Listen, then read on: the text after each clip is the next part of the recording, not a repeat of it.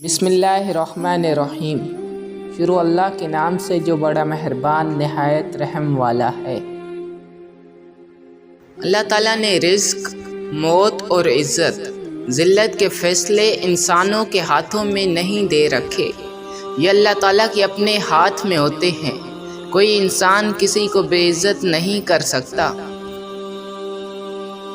زندگی کا سب سے زوردار تھپڑ بھروسہ مارتا ہے۔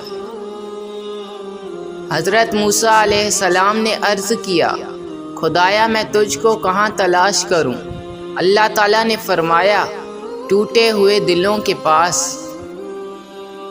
انسان کو رشتہ دار چننے کا اختیار بھلے نہ ہو، مگر دوست چننے کا ہوتا ہے، اور ایسے دوستوں سے انسان کو خود ہی دور رہنا چاہیے جو بات بات پہ آپ کو اپنی تلخی کا نشانہ بناتے ہوں۔ فضول امیدیں بے وقوف کا خزانہ ہیں۔ بہترین ہے وہ راستہ جس کی منزل اللہ پاک کی طرف لے جائے۔ جانتے ہو اذیت کیا ہے؟ کہنے کو بہت کچھ ہونا، لیکن خاموش رہنا۔ عقل مند وہ شخص ہے جو اپنی زبان کو دوسروں کی مذمت سے بچائے رکھے۔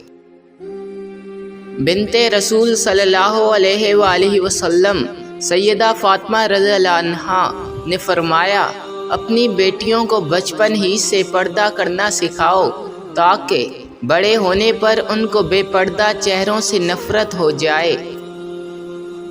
اپنے نتائج کا کسی اور کے ساتھ کبھی موازنہ نہ کریں۔